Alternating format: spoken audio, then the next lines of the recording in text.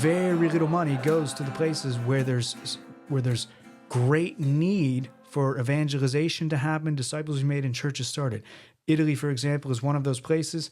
Very few resources are given to reach the country of Italy because everyone just assumes they must be okay because they're decent people.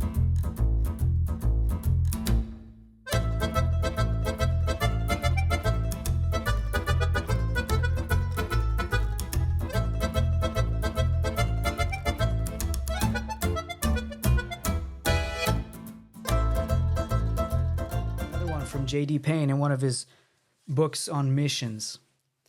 Of that $15 billion, he says, to missions, $13 billion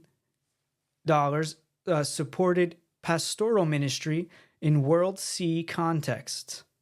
Countries over 95% evangelized, with church members comprising 60% of the population. And $1.8 billion supported evangelism in World B. Countries over 50% evangelized, with church members comprising less than 60% of the population. This left only $250 million for outreach in World A contexts, countries less than 50% evangelized. Thus, only 0.1% of the church's annual income went to evangelize the unreached peoples. I'll read that again. It needs to be said. 0.1% of the church's annual income went to evangelize the unreached peoples. This statistic is an indictment of the church's stewardship and convictions regarding the Great Commission. So of all the money, and there's tons of money, praise God for the money that's in the U.S. through the numerous churches of substance, numerous people in them, all kinds of funds, and there is money going out to missions. But what he's saying here in summary is that the bulk of that money goes to places where they don't even need it anymore. The places that have already been evangelized, but it's a habit. I was on a podcast with Lancaster Patriot not long ago, and Pastor Joel Saint had mentioned something in regards to Haiti as well. Haiti is a place where everybody sends money. They feel like they're doing a good thing with regards to missions, but unfortunately, the situation there is the way it is, that the money comes in and it disappears, and all the missions efforts are actually in vain. There's so much corruption, and so they have need of other things or different ways.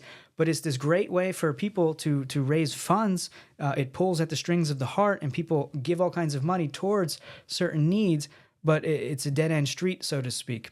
And in a similar way, what we're reading here in this context is that very little money goes to the places where there's great need for evangelization to happen, disciples are made, and churches started.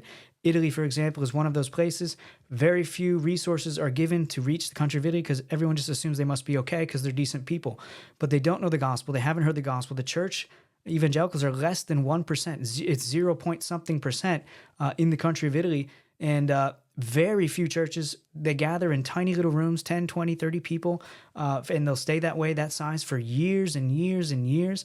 Unbelievable context here. They're considered like a cult, and yet the resources aren't arriving to places like this where it can actually be used and be helpful. Thank you for watching this highlight of Missions Incorporated, the podcast of Practical Missions Cohort. If you've been encouraged or blessed, we encourage you to like it or share it or subscribe to our channel. This helps others to learn about the ministry and the different ways that they can get involved here in the country of Italy. And if you or your church would like to know more about how to personally get involved and impact Italy for the gospel, visit practicalmissions.org.